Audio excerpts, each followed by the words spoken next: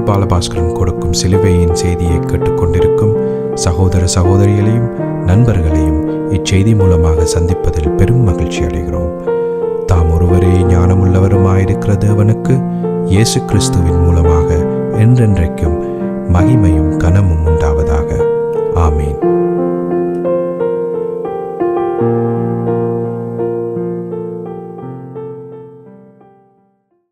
நான் பால் பாலபாஸ்கரன். நான் ஒரு இவாஞ்சலிஸ்ட். இந்த சிலுவையின் செய்தி என்ற நிகழ்ச்சியில் என் சகோதரர்கள், என் சகோதரிகள், என் நண்பர்கள் எல்லோரையும் சந்திப்பதில் நான் பெரும் மகிழ்ச்சி அடைகிறேன். இந்த அருமையான நேரத்தை கர்த்தர் எங்களுக்கு ஒதுக்கி தந்தார். அதற்காக என்றென்றைக்கும் ஸ்தோத்திரம். அவருடைய நாமம் என்றென்றைக்கும் மகிமை அடைவதாக. சிலுவையின் செய்தி என்ற இந்த நிகழ்ச்சியில் குறிப்பாக நாங்கள் ரோமர் 6ஆம் அதிகாரத்தில் உள்ள 2ஆம் வசனத்தை பற்றி தற்பொழுது நாங்கள் பார்த்து கொண்டிருக்கிறோம். இந்த 2ஆம் வசனத்தை பற்றி ஏற்கனவே 8-10 செய்திகளில் நீங்கள் கேட்டிருக்கிறீர்கள். இன்னும் அறிய வேண்டியது விஷயம் இருக்கிறது. ஏனென்று சொன்னால் இந்த வெளிப்பாட்டை நீங்கள் பெற்றுக்கொள்ள வேண்டும் என்பதே இந்த நிகழ்ச்சியினுடைய முக்கியமான நோக்கம். சிலுவையின் செய்தி என்ற இந்த நிகழ்ச்சியின் மிக முக்கியமான நோக்கம் பவுலப்போஸ்தலருக்கு கொடுக்கப்பட்ட அந்த வெளிப்பாடு ஒவ்வொரு கிறிஸ்தவர்களும் பெற்றுக்கொள்ள வேணும். அதன் மூலம் ஜெயம் கொண்ட கிறிஸ்தவ வாழ்க்கை வாழ வேணும் என்பதே எங்களுடைய முக்கியமான விருப்பம். ஆனபடியால் அதனை விவரமாக நாங்கள் பிரசங்கித்து கொண்டிருக்கிறோம். இதனை நீங்கள் உங்களுடைய நண்பர்கள், உங்களுடைய சகோதரர்கள் அறிய அவர்களும் இதை அறிவது நல்லது. ஆனபடியால் அவர்களுக்கும் இந்த செய்தியை நீங்கள் கொடுக்க வேணும் என நான் உங்களை வேண்டிக் கொள்கிறேன். இப்பொழுது நாங்கள் நேரடியாக ரோமர் 6ஆம் அதிகாரம் 2ஆம் வசனத்துக்கு போகிறோம். பாவத்துக்கு மரித்த நாம் இனி அதில் எப்படி பிழைப்போம்? பாவத்துக்கு மரித்த நாம் இனி அதில் எப்படி பிழைப்போம் என்று சொல்லப்பட்டிருக்கு. அப்போ இந்த வேத வாக்கியத்துக்கு நான் கொடுத்த தலையங்கமும் அந்த வேத வாக்கியத்தையே தலையங்கமாக கொடுத்திருக்கிறேன். பாவத்துக்கு மரித்த நாம் இனி அதில் எப்படி பிழைப்போம்? அப்போ பாவத்துக்கு ரோமர் 6ஆம் அதிகாரத்தில் நான் திருப்பி ஒரு மிக முக்கியமான விஷயத்தை சொல்லியிருந்தேன். அதை மறுபடியும் சொல்ல விரும்புகிறேன். ரோமர் 6ஆம் அதிகாரத்தில் பாவம் என்று சொல்லப்பட்டிருக்கிற 1-2 இடத்தை தவிர மற்ற எல்லா இடத்திலும் பாவம் என்று சொல்லப்பட்ட இடத்தில் நீங்கள் பாவ சுபாவம் என்று நீங்கள் எடுத்துக்கொள்ள வேண்டும். ஆதாமிலிருந்து வந்த அந்த ஆதாமின் சுபாவம் என்று சொல்லி நீங்கள் எடுத்துக்கொள்ள வேணும். ஆதாமின் சுபாவத்தையே பாவ சுபாவம் என்று சொல்கிறோம். அப்போ வேறு விதமாக நீங்கள் எடுத்தீர்கள் என்று சொன்னால் இந்த அதிகாரத்தினுடைய வெளிப்பாட்டை நீங்கள் பெற்றுக்கொள்ள முடியாமல் போவீர்கள். அது இப்படி ஏராளமான கிறிஸ்தவர்கள் இந்த வெளிப்பாடு அற்றிருக்கிறதற்கு மிக முக்கியமான காரணம் பாவம் என்று சொல்லி அவர்கள் பாவச் செயல்கள் என்று எடுத்தார்கள். பாவச் செயல்களை பற்றி இங்கு சொல்லவில்லை. பாவம், அந்த பாவம் பாவ சுபாவத்தை பற்றியே குறிப்பாக சொல்லப்பட்டிருக்கிறது. அதுவே மனுஷ குலத்தின் பிரச்சனை என்பதை நாம் அறிந்து கொள்ள வேண்டும். இப்பொழுது நாம் ஜெபத்திற்கு கடந்து செல்லுவோம். அருமையானங்கள் பிதாவே உமக்கு ஸ்தோத்திரம். பரலோகத்தின் தேவனே உமக்கு அன்றைக்கும் ஸ்தோத்திரம். இந்த அருமையான நேரத்தை நீர் எங்களுக்கு ஒதுக்கி தந்ததற்காக அன்றைக்கும் ஸ்தோத்திரம் பிதாவே. காலதோறும் உம்முடைய கிருபைகள் புதியவைகளாயிருப்பதற்காக ஸ்தோத்திரம். கிருபையினாலும் இரக்கங்களினாலும் தேவரீர் நீர் எங்களை முடிசூட்டி விட்டதற்காக உமக்கு அன்றைக்கும் ஸ்தோத்திரம். கர்த்தராகிய இயேசு கிறிஸ்து சிலுவையில் செய்து நிறைவேற்றின அந்த நீதியை தேவரீர் எங்கள் மேல் சுமத்தினீரே, அதற்காக அன்றைக்கும் ஸ்தோத்திரம். அந்த உண்மை காலதோறும் புதிதாயிருப்பதற்காக அன்றைக்கும் ஸ்தோத்திரம் பிதாவே. இந்த நேரத்தில் இதனை கேட்டுக்கொண்டிருக்கும் என் சகோதர சகோதரிகள் எல்லோரையும் தேவரீர் ஆசீர்வதித்து அபிஷேகித்து உம்முடைய வேத வார்த்தைகளை அறிந்து கொள்ளக்கூடிய பாக்கியத்தை அவர்களுக்கு கொடுத்தருள வேணுமென்றும் அதே நேரம் அடியேனையும் அபிஷேகித்து அவர்களுக்கு நிதானமாக போதிக்கத்தக்கதாக உம்முடைய பரிசுத்த ஆவியானவர் தாமே முன்னின்று போதனையை செய்ய வேண்டுமென்று இயேசு கிறிஸ்துவின் நாமத்தினால் கேட்டுக்கொள்கிறேன் பிதாவே. ஆமேன் and amen and amen. Hallelujah, hallelujah, hallelujah. Thank you Jesus. அப்போ கடைசி செய்தியில் நாங்கள் குறிப்பாக பார்த்தோம் என்ன மாதிரி என்று சொன்னால், அநேகமான கிறிஸ்தவர்கள் பிசாசோடு சமாதானம் செய்திருக்கிறார்கள் என்று நான் உங்களுக்கு சொல்லியிருந்தேன். பிசாசோடு சமாதானம் செய்திருக்கிறார்கள் என்று சொல்லி நம்முடைய ஆண்டவராகிய இயேசு கிறிஸ்து லூக்கா 14 அதிகாரம் 29-32 வசனங்களுக்குள்ள தெளிவாக சொல்லியிருக்கிறார். அநேக கிறிஸ்தவர்கள் பிசாசோட சமாதானம் செய்து அவர்கள் ஒரு தற்காலிக சமாதானத்தை பெற்றிருக்கிறார்கள் என்று சொல்லியிருக்கிறார். அப்போ என்ன அதனுடைய அர்த்தம் என்றால், தற்போதைக்கு ஒரு தற்காலிகமான சமாதானம் கொஞ்ச நாளைக்கு பின்பு ஆத்துமாவையே இழக்க வேண்டி வரும் என்ற ஒரு பாரிய ஒரு உண்மையை அவர்கள் அறியாமல் பிசாசோடு ஏராளமான கிறிஸ்தவர்கள் பிசாசோடு சமாதானம் செய்திருக்கிறார்கள். ஏனென்றால் சிலுவையில் அறையப்பட்ட இயேசு கிறிஸ்துவை விசுவாசித்து அந்த விசுவாசத்தில் நிலைத்திருக்கிறது இலகுவான விஷயம் அல்ல. அதே நேரம் அது இலகுவானது என்பதையும் நான் உங்களுக்கு சொல்ல விரும்புகிறேன். ஏன்? கர்த்தருடைய வழியை பின்பற்றினால் அது இலகுவானது. கர்த்தருடைய வழியை பின்பற்றாவிட்டால் அது மிகவும் கஷ்டமான விஷயம் என்பதை நாம் தெளிவாக அறிந்து கொள்ள வேண்டும். அப்போ சமாதானம் செய்த இந்த கடைசி காலத்தில் தற்போது இருக்கிற சபைகள் எல்லாம் லவோதிக்கேயா கடைசி கால சபைகள் என்பதை நாம் அறிந்து கொள்ள வேண்டும். ஏராளமான கிறிஸ்தவர்கள் சாத்தானோடு சமாதானம் செய்கிற கிறிஸ்தவர்களாக இருக்கிறார்கள் என்பதை நம்முடைய ஆண்டவராகிய இயேசு கிறிஸ்து வெளி 3 அதிகாரத்திலே அதை பற்றி தெரிவித்திருக்கிறார். அவர் என்ன சொல்லியிருக்கிறார் என்று சொன்னால், உன் கிரியைகளை அறிந்திருக்கிறேன். நீ குளிருமல்ல, நீ அனலுமல்ல.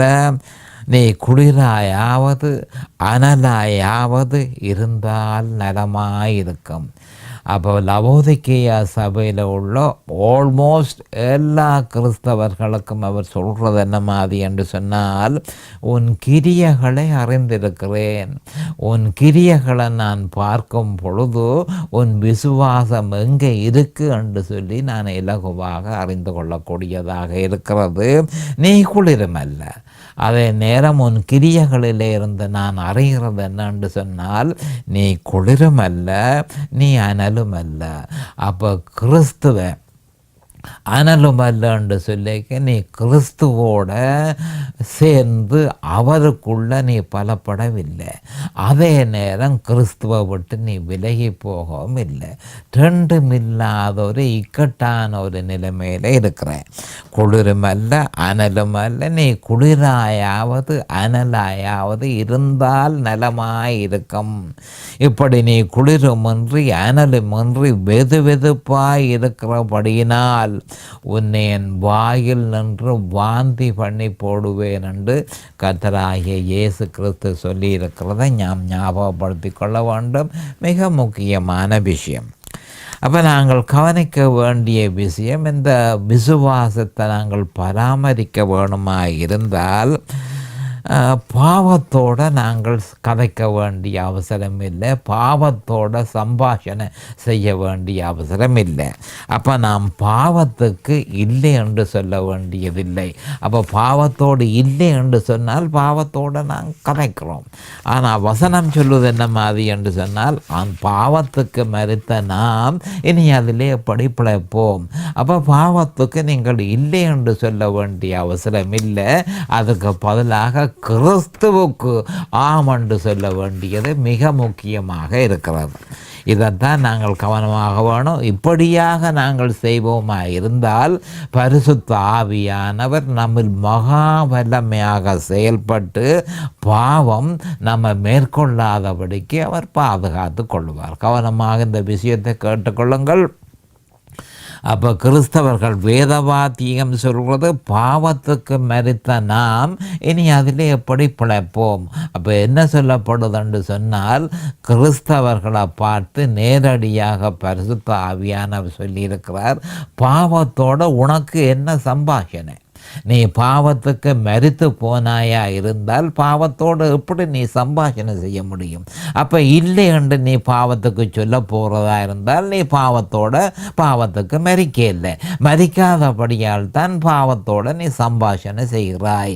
ஆனபடியால் பாவத்துக்கு இல்லை என்று சொல்ல வேண்டிய அவசியம் இல்லை. அதே நேரம் கிறிஸ்துவுக்கு ஆம் என்று சொல்ல வேண்டியது கட்டாயமாக இருக்கிறது. அதையே நாம் தொடர்ந்து கிறிஸ்துவுக்கு ஆம், பாவத்துக்கு இல்லை என்று நாங்கள் சொல்ல போகிறதில்லை. அப்படி சொன்னமாயிருந்தால் நாங்கள் ஆபத்தில் இருக்கிறோம். மறுபடியும் பாவம் உயிர்த்தெழக்கூடிய சாத்தியக்கூறு இருக்குது. அப்போ இந்த மாதிரி நாங்கள் பின்பற்றுவோமானால், எந்த மாதிரி நாம் பின்பற்றுவோமானால், பாவத்துக்கு இல்லை என்று சொல்லாமல் இயேசு கிறிஸ்துவுக்கு ஆம் என்று சொல்லுவோமா இருந்தால் பரிசுத்த ஆவியானவர் நம்மில் வல்லமையாக செயல்பட்டு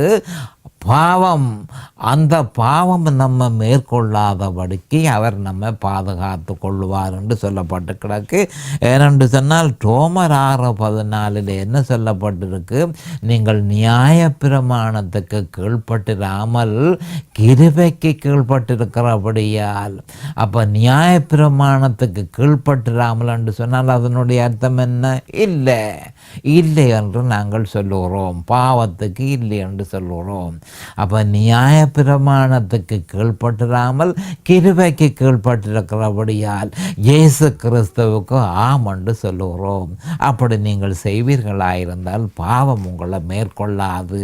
மறுபடியும் சொல்லுகிறேன், ரோமர் 6:14 இது தெளிவாக சொல்லப்பட்டிருக்கு. என்ன மாதிரி என்று சொன்னால், நீங்கள் ஒவ்வொரு கிறிஸ்தவர்களையும் பார்த்து சொல்லப்படுகிறது, நீங்கள் நியாயப்பிரமாணத்துக்கு கீழ்ப்பட்டிராமல் கிருபைக்கு கீழ்ப்பட்டிருக்கிறபடியால். அப்போ நியாயப்பிரமாணத்துக்கு கீழ்ப்பட்டிராமல் என்றால் அதனுடைய அர்த்தம் என்ன? பாவத்துக்கு இல்லை என்று நீங்கள் சொல்லுவீர்களா இருந்தால் நீங்கள் நியாயப்பிரமாணத்துக்கு கீழ்ப்பட்டிருக்கிறீர்கள். அப்போ கிருபைக்கு நீங்கள் கீழ்ப்பட்டிருக்கிறபடியால் என்று சொல்லும் பொழுது இயேசு கிறிஸ்துவுக்கு தொடர்ச்சியாக ஆம் ஆம் என்று சொல்லிக்கொண்டே இருக்கிறீர்கள். ஆனபடியால் பாவம் உங்களை மேற்கொள்ளாது என்று சொல்லி தெளிவாக ரோமர் 6:14 பவுல் அப்போஸ்தலர் சொல்லியிருக்கிறார். அப்போ நாம் அறிய வேண்டிய மிக முக்கியமான விஷயம், நாம் ஒன்றுக்கும் மரித்து போனோமா இருந்தால் அது மரித்ததாகவே இருக்க வேணும். அதோட எந்த விதமான சம்பாஷணையும் இருக்கக்கூடாது. உலகத்துக்கு மரித்து போனால் உலகத்தோட சம்பாஷணை இருக்கக்கூடாது. அதே நேரம் பாவத்துக்கு மரித்து போனால் பாவத்தோடு நீங்கள் சம்பாஷணை இருக்கக்கூடாது. பிசாசுக்கு நீங்கள் மரித்து போனீர்களானால் பிசாசோட நீங்கள் சம்பாஷணை வைத்திருக்க முடியாது. ஏனென்றால் மரித்ததொன்றோட நீங்கள் மரித்து போனீர்கள். அப்போ நீங்கள் மரித்திருக்கும் பொழுது என்னென்று நீங்கள் மற்றவர்களோடு எதுக்கு நீங்கள் மரித்தீர்களோ அதோடு நீங்கள் எப்படி சம்பாஷணையை மேற்கொள்ள முடியும் என்பது ஒரு மிக முக்கியமான கேள்வி. ரோமர் 6:2 பரிசுத்த ஆவியானவர் எல்லா கிறிஸ்தவர்களையும் பார்த்து கேட்கிறார், பாவத்துக்கு மரித்த நாம் இனி அதில் எப்படி பிழைப்போம்? எப்படி நீ சம்பாஷணை, அதோடு எப்படி நீ தொடர்பு கொள்ளுவாய்? ஏனென்றால் நீ அதற்கு மரித்து போனாயே. அப்போ மரிக்கவில்லையா இருந்தால் தான் நீ தொடர்பு கொள்ளக்கூடியதாக இருக்கிறது. நீ மரித்து போனேன் என்று விசுவாசிக்கிறாய், அதே நேரம் அதுகளோட தொடர்பு நீ வைத்திருக்கிறாய். அது சரியான முறை அல்ல என்றது தான் இங்கு சொல்லப்பட்டிருக்கு. இதன் நிமித்தம் இந்த மாதிரி நாங்கள் நடப்போமா இருந்தால், இந்த மாதிரி பாவத்தோடு நாங்கள் தொடர்பு கொள்ளுவோமா இருந்தால் பாவ சுபாவத்தினுடைய ஆக்கிரமிப்புக்கு நீங்கள் நிச்சயமாக ஆக்கிரமிக்குள்ள மாட்டப்படுவீர்கள் என்று சொல்லி பரிசுத்த ஆவியானவர் சொல்லியிருக்கிறார். அப்போ இப்படி இருக்க நாங்கள் அறிய வேண்டிய மிக முக்கியமான ஒரு விஷயம், மரித்து போனால், ஏதாவது ஒன்றுக்கும் மரித்து போனால் அதற்கு மரித்ததாகவே இருக்க வேணும் என்றதைத்தான் இங்கு சொல்லப்பட்டிருக்கு. அப்போ இதில் ஏராளமான பிரச்சனை இருக்குது. அநேகமான கிறிஸ்தவர்களோடு நாங்கள் கதைச்சு பார்க்கும் பொழுது அவர்களுடைய பேச்சுவார்த்தை இந்த மாதிரி இருக்குது. அப்போ ஒரு உதாரணம் ஒன்றை பார்த்து கொள்ளுவோம். அவர்கள் என்ன சொல்லுகிறார்கள் என்று சொன்னால், ரட்சிக்கப்பட முந்தி போதை மருந்து போதை மருந்துக்கு இல்லை என்று சொல்ல எங்களால் முடியாமல் போய்விட்டது. அது உண்மைதான். ரட்சிக்கப்பட முன்பு ட்ரக்ஸை அவர்கள் பாவித்து கொண்டு இருந்தார்களாக இருந்தால், போதை மருந்தை அவர்கள் பாவித்து கொண்டு இருந்தார்களாக இருந்தால் அதற்கு இல்லை என்று சொல்ல அவர்களால் முடியாமல் போய்விட்டது. அது உண்மைதான். ஆனால் ரட்சிக்கப்பட்ட பின்பு பரிசுத்த ஆவியினால் நிரப்பப்பட்ட பிறகு பரிசுத்த ஆவிக்குள் ஞானஸ்நானம் செய்யப்பட்டு அந்நிய பாஷையினால் பேசும் பொழுது பரிசுத்த ஆவிதான் பலம். அந்த பலம் நமக்குள்ள வந்த பிறகு இப்பொழுது இல்லை என்று சொல்லுவது நமக்கு இலகுவாக இருக்கிறது என்று சொல்லி சில இல்லை ஏராளமான கிறிஸ்தவர்கள் சொல்லுகிறார்கள். அப்போ அந்த அணுகுமுறை முற்றும் முழுதுமாக தவறு என்பதை நாம் அறிந்து கொள்ள வேண்டும். ஏனென்று சொன்னால், பாவத்துக்கு நீங்கள் மரித்து போனீர்களானால் அதப்படி பாவத்தோடு நீங்கள் சம்பாஷணை வைக்கிறீர்கள், அதப்படி இல்லை என்று நீங்கள் சொல்லுகிறீர்கள். அப்போ பாவத்தோடு நீங்கள் எப்படி நீங்கள் கதைக்கிறீர்கள்?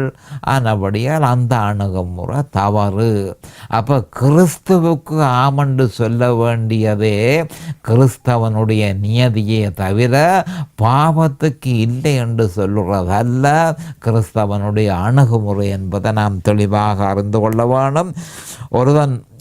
ஒருவன் ஒன்றுக்கு மரித்து போனால் அதனோட அவன் சம்பாஷணை வைக்க முடியாது, அதோட அவன் தொடர்பு வைக்க முடியாது.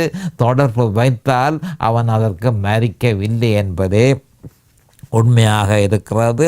அப்போ நாம் செய்ய உலகத்தின் மேலும் மாம்சத்தின் மேலும் பிசாசின் மேலும் வெற்றி கொள்வது எப்படி என்று சொன்னால், அவர்களோடு நாங்கள் யுத்தம் செய்வதல்ல இங்கு சொல்லப்பட்ட விஷயம். அப்போ வெற்றி கொள்வது என்ன மாதிரி? உலகத்தை எப்படி வெற்றி கொள்கிறது, மாம்சத்தை எப்படி வெற்றி கொள்கிறது, பிசாசு எப்படி வெற்றி கொள்கிறது என்பது அதுகளோடு நாங்கள் மல்யுத்தம் செய்ய வேணும் என்பது அல்ல.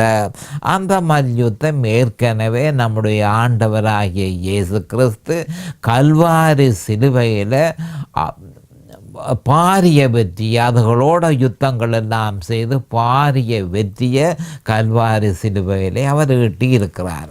அப்போ அவர் சிலுவையில் செய்து முடித்து அவர் வெற்றி ஈட்டினதுகளோடு நாங்கள் மறுபடியும் யுத்தம் செய்ய வேண்டிய அவசரம் இல்லை. அவர் அதே நேரம் சாத்தானுக்கு இருந்த அதிகாரத்தை முற்று முழுதுமாக பாவத்தின் மேலே சிலுவையில் நம்முடைய ஆண்டவர் செய்து முடித்ததன் நிமித்தம் அவர் நிறைவேற்றிய அந்த மகா உன்னதமான வேலையின் நிமித்தம் சாத்தானுக்கு இருந்த அதிகாரத்தை, என்ன அதிகாரத்தை?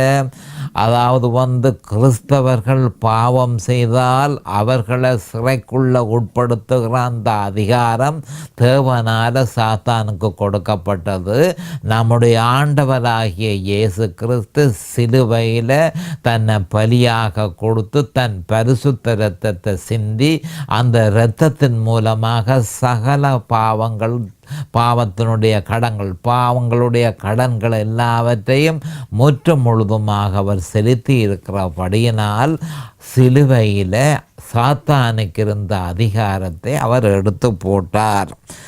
அப்போ அந்த எல்லா காலத்துக்கும் சதா காலத்துக்கும் சாத்தானுக்கு இருந்த அதிகாரத்தை அவர் எடுத்து போட்டார் என்றதை நாம் அறிந்து கொள்ள வேணும். இதைத்தான் கொலோசியர் 2:14-15 வலு தெளிவாக நமக்கு சொல்லப்பட்டிருக்கு. முற்று முழுதுமாக சாத்தானுடைய அதிகாரத்தை அப்புறப்படுத்தி இயேசு கிறிஸ்து பாரிய வெற்றியை சிலுவையில் மேற்கொண்டார். ஆனபடியால் அவர் வெற்றி கொண்டதோடு நாங்கள் யுத்தம் செய்ய வேண்டிய அவசரம் எங்களுக்கு இல்லை. சாத்தான் முற்று முழுதுமாக தோற்கடிக்கப்பட்டான். அப்போ இப்படியாக நடந்தது. இயேசு கிறிஸ்து இந்த மாதிரியாக செய்து என்னுடைய பாவத்தில் இருந்து எனக்கு பூரணமான விடுதலை தந்தார் என்று சொல்லி விசுவாசிக்க வேண்டியது தான் எனக்கு தேவன் கொடுத்திருக்கிற கட்டளை, தேவன் கொடுத்திருக்கிற நியதி. அப்போ அவர் அதைத்தான் விசுவாசத்தின் நல்ல போராட்டத்தை போராடு கண்டு சொல்லி 1 தீமோத்தேயு 6:12 சொல்லப்பட்டிருக்கிறத நாம் கவனத்துக்கு எடுத்துக்கொள்ள வேண்டும். அப்போ ஒருவன் அந்த பாவத்துக்கு மரித்து போனால் அதனோடு எப்படி யுத்தம் செய்ய முடியும் என்பதை நாம் அறிந்து கொள்ள வேண்டும். அதற்கும் நமக்கும் ஒருவித தொடரும் இல்லை. அப்போ பாவத்தோட கதைக்கிற அலுவல்களுக்கு நாங்கள் போகக்கூடாது, பாவத்தோட சம்பாஷணை வைக்கிற அலுவலுக்கு போகக்கூடாது. அதற்காக பாவ சிந்தனைகள் மனதில் வராது என்று நான் சொல்வதற்கு இல்லை. பாவ சிந்தனைகள் வரும்பொழுது அதுகளுக்கு இல்லை என்று சொல்லாதபடிக்கு இயேசு கிறிஸ்துவுக்கு ஆம், இயேசு கிறிஸ்துவுக்கு ஆம் என்று சொல்லி நாங்கள் அதனையே செய்ய வேணும் என்று சொல்லி தேவன் எதிர்பார்க்கிறார். இதைத்தான் 2 கொரிந்தியர் 1:18-20 சொல்லப்பட்டு கிடக்கு. 2 கொரிந்தியர் நான் பார்ப்போம். 2 கொரிந்தியர் 1:18-20 இது பற்றி தெளிவாக சொல்லப்பட்டு கிடக்கு. அதை நாங்கள் பார்த்துக்கொள்ளுவோம். 2 கொரிந்தியர் 1:18-20 பார்த்துக்கொள்வோம். அப்போ என்ன சொல்லப்பட்டிருக்கன்னு சொன்னால், நாங்கள் உங்களுக்கு சொன்ன வார்த்தை ஆம் அல்ல என்று இருக்க வேண்டியதில்லை. அதற்கு உண்மை உள்ள தேவனே சாட்சி. என்னாலும் சில்வானுவினாலும் தீமோத்தேயுவினாலும் உங்களுக்குள்ளே பிரசங்கிக்கப்பட்ட தேவகுமாரனாகிய இயேசு கிறிஸ்துவுக்கு ஆம். இயேசு கிறிஸ்துவுக்கு ஆம் என்றும் அல்ல என்றும் இராமல் ஆமென்றே இருக்கிறார். எங்களால் தேவனுக்கு மகிமை உண்டாகும்படி தேவனுடைய வாக்கு தத்தங்கள் எல்லாம் இயேசு கிறிஸ்துவுக்குள் ஆம் என்றும் அவருக்குள் ஆமேன் என்றும் இருக்கிறதே என்று சொல்லப்பட்டிருக்கிறது. அப்போ நான் என்ன சொல்கிறேன் என்று சொல்லிக்க, இயேசு கிறிஸ்துவுக்கு ஆம் என்று சொல்லுவோம், பாவத்துக்கு இல்லை என்று சொல்லாதபடிக்கு இருப்போம். பாவத்தோடு நாங்கள் சம்பாஷணை வைக்க வேண்டியதில்லை. அப்போ பாவத்துக்கு இல்லை என்று சொல்ல வேண்டியதில்லை. ஆனால் தொடர்ச்சியாக இயேசு கிறிஸ்துவுக்கு ஆம் என்று சொல்லுவோம். ஏனென்றால் சகலதும் அவருக்குள்ளேயே இருக்கிறது என்பதை நாம் அறிந்து கொள்ள வேணும். அப்போ 2 கொரிந்தியர் 1:18-20 அதை தெளிவாக்குறது. அப்போ நாம் மல்யுத்தம் செய்து கொண்டு வெற்றி அடைவோமாயிருந்தால், பாவத்தோட யுத்தம் செய்து கொண்டு பாவத்தோட சம்பாஷணை நடத்தி கொண்டு பாவத்தை நாங்கள் வெற்றி கொள்ளுவோமாயிருந்தால், சில காலத்திற்கு பின்பு நாம் மல்யுத்தம் செய்து தோல்வி அடைவோம். இந்த உண்மையை நாம் அறிந்து கொள்ள வேணும். சில வேளைகளில் வெற்றி கிடைக்கிற மாதிரி ஒரு பிரமை ஏற்படும். அப்போ பாவத்தோட யுத்தம் செய்து பாவத்துக்கு இல்லை பாவத்துக்கு இல்லை பாவத்துக்கு இல்லை என்று சொல்லி பாவத்தோடு யுத்தம் செய்து ஏதோ வெற்றி அடைஞ்ச மாதிரியான ஒரு பிரமை இருக்கும். ஆனால் அறிய வேண்டியது என்ன, பாவத்தோட யுத்தம் செய்து வெற்றி பெற்றால் அதே பாவத்தோடு யுத்தம் செய்து படுதோல்வியை சந்திக்க வேண்டி வரும் என்பதை ஒவ்வொரு கிறிஸ்தவனும் அறிந்து கொள்ள வேண்டும். அப்போ பாவத்துக்கு எதிராக மல்யுத்தம் செய் என்று சொல்லி வேதத்திலே எந்த ஒரு இடத்திலும் சொல்லப்படவில்லை. விசுவாசத்தின் நல்ல போராட்டத்தை போராடு என்று சொல்லப்பட்டிருக்கே தவிர பாவத்தோடு மல்யுத்தம் செய் என்று சொல்லி வேதத்திலே எந்த ஒரு இடத்திலும் சொல்லப்படவில்லை. ஏனென்று சொன்னால் கல்வாரி சிலுவையில் அது முற்றும் முழுதுமாக செய்யப்பட்டு விட்டது. அந்த யுத்தம் ஏற்கனவே செய்யப்பட்டு விட்டது என்பதை நாம் அறிந்து கொள்ள வேணும். நாம் ஆனாலும் ஒரு யுத்தம் நமக்கு இருக்கவே இருக்குது. அந்த யுத்தம் தான் 1 தீமோத்தேயு 6:12 சொல்லப்பட்ட அந்த முக்கியமான வசனம் எந்த காலமும் ஞாபகத்தில் இருக்க வேணும். விசுவாசத்தின் நல்ல போராட்டத்தை போராடு. அப்போ பாவத்தோடு நீ யுத்தம் செய்ய வேண்டாம், விசுவாசத்தின் நல்ல போராட்டத்தை போராடு என்பதுதான் பரிசுத்த ஆவியானவர் நமக்கு சொல்லியிருக்கிறார்.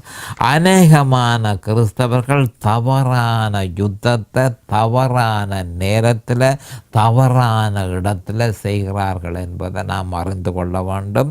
அப்போ கர்த்தர் தான் இந்த யுத்தத்தை செய்கிறதற்கு நமக்கு உதவி செய்கிறார். இந்த யுத்தத்தை விசுவாசத்தின் நல்ல போராட்டத்தை போராடுகிற யுத்தத்தை கர்த்தர் தான் எங்களுக்கு செய்கிறார், எங்களுக்கு அதை சொல்லித் தருகிறார் என்பதை நாம் அறிந்து கொள்ள வேண்டும். நம்முடைய பலத்தினால நாம் அதை செய்ய முயற்சிக்கக்கூடாது. விசுவாசத்தில் நிலைத்திருக்கும் பொழுது பரிசுத்த ஆவியானவர் அதை எப்படி செய்ய வேண்டும் என்பதை நமக்கு சொல்லித் தருவார். அப்போ கிறிஸ்து யுத்தம் செய்து எதனோடும் நாம் யுத்தம் செய்யக்கூடாது என்ற விஷயத்தில் நாம் வலு உறுதியாக இருக்க வேணும். அவர் சிலுவையில் எல்லாவற்றையும் செய்து முடித்தார், ஒன்றையும் அவர் விட்டு வைக்கவில்லை. கல்வாரி சிலுவையில் மனிதன் இழந்து போனது எல்லாவற்றையும் அவர் மறுபடியும் திருப்பி பெற்றுக்கொண்டார். ஹல்லேலூயா. கவனமாக நாங்கள் இருக்க வேணும். என்ன மாதிரி என்று சொல்லிக்க பெரிய ஒரு உண்மையை அறிந்து கொள்ள வேணும். ஆதாம் இழந்து போன எல்லாவற்றையும் கல்வாரி சிலுவையில் மறுபடியும் பிந்தின ஆதாம் வந்து பிந்தின ஆதாமும் 2ஆம் மனுஷனுமான இயேசு கிறிஸ்து எல்லாவற்றையும் திரும்ப பெற்றுக்கொண்டார். அப்போ அவர் யுத்தம் எல்லாவற்றையும் செய்து சகலதையும் அவர் திருப்பி பெற்றுக்கொண்டார். இனி நாம் எந்த ஒரு யுத்தத்தையும் செய்ய வேண்டிய அவசரம் நமக்கு இல்லை என்பதை நாம் தெளிவாக அறிந்து கொள்ள வேண்டும். இதன் காரணத்தினால தான் சாத்தான் சிலுவையை முற்று முழுதுமாக வெறுக்கிறான். அவர் சிலுவையை கிறிஸ்துவையும் சிலுவையிலே அவர் செய்து முடித்ததையும் விசுவாசிக்க தொடங்கின உடனே சாத்தான் அந்த விசுவாசியோட யுத்தத்தை ஆரம்பிக்கிறான். அப்போ சிலுவையை அவன் முற்று முழுதுமாக வெறுக்கிறான் என்பதை நாம் அறிந்து கொள்ள வேண்டும். ஏன்? சிலுவையிலேயே அவனுக்கு பாரிய தோல்வி ஏற்பட்டது. சிலுவையே அவன் தோல்வி அடைந்த இடம். ஏனென்று சொன்னால் கொலோசியர் 2:14-15 அவைகளின் மேல் சிலுவையில் வெற்றி சிறந்தார் என்று சொல்லப்பட்டு கிடக்கு. ஆனபடியால் சாத்தான் தோற்று போன இடம் சிலுவை என்பதை நாம் அறிந்து கொள்ள வேணும். ஆனால் கிறிஸ்தவர்கள் அதனை அறியாதிருக்க வேணும் என்பது அதற்காக சாத்தான் இயன்ற அளவு போராட்டம் செய்து அந்த மாதிரியான விசுவாசத்தை ஆனபடியால் தான் பவுல் அப்போஸ்தலர் என்ன சொன்னார் என்று சொன்னால் 1 கொரிந்தியர் 2:23 நாங்களோ சிலுவையில் அறையப்பட்ட கிறிஸ்துவை பிரசங்கிக்கிறோம், எதற்கும் நாங்கள் அதனையே பிரசங்கிக்கிறோம் என்று அவர் சொல்லியிருந்தார். அப்போ சிலுவை தான் முக்கியமான கிறிஸ்துவையும் சிலுவையில் அறையப்பட்ட கிறிஸ்துவை மட்டுமே பிரசங்கிக்க வேணுமென்றும் பவுல் அப்போஸ்தலர் 1 கொரிந்தியர் 2:23 தெளிவாக நமக்கு கூறியிருக்கிறார். ஆனால் சாத்தானோ சிலுவைக்கு எந்த மனுஷர்கள் சிலுவையில் விசுவாசம் வைக்க வெளிக்கிடுகிறார்களோ அவர்களுக்கு எதிராக பாரிய யுத்தத்தை சாத்தான் செய்கிறான். அவனுடைய நேரத்தில் அநேகமான நேரம் இதற்கே அவன் செலவழிக்கிறான் என்பதை நாம் அறிந்து கொள்ள வேண்டும். அப்போ என்ன மாதிரியான வாழ்க்கை நமக்கு இருக்க வேணும் என்பதை கவனமாக கேட்டுக்கொள்ளுங்கள். கிறிஸ்தவ வாழ்க்கை சந்தோஷமாக இருக்க வேண்டுமா இருந்தால் பாவ சுபாவம் செயலிழந்து போய் இருக்க வேண்டும். இப்பொழுது நேரம் சமீபமாகிவிட்டது. அடுத்த செய்தியில் இது பற்றி நாங்கள் விவரமாக பார்ப்போம். அது வரைக்கும் கர்த்தராகிய இயேசு கிறிஸ்துவின் நாமத்தினால் நான் உங்களை ஆசீர்வதிக்கிறேன். இயேசு நாமத்தில் பரிசுத்த பிதாவே. ஆமேன் அண்ட் ஆமேன் அண்ட் ஆமேன். இந்த சிலுவையின் செய்தியை கேட்பவர்கள் அதன் ஆவிக்குரிய பலனை பூரணமாக அடைய வேண்டும் என்பதே நம்முடைய பிரார்த்தனையாகும். தொலைபேசி மூலம் தொடர்பு கொள்ள விரும்புவோர் 647-465-1224 மூலமும், இமெயில் மூலம் தொடர்பு கொள்ள விரும்புவோர் paulbalabhaskaran@gmail.com மூலமும் தொடர்பு கொள்ளலாம்.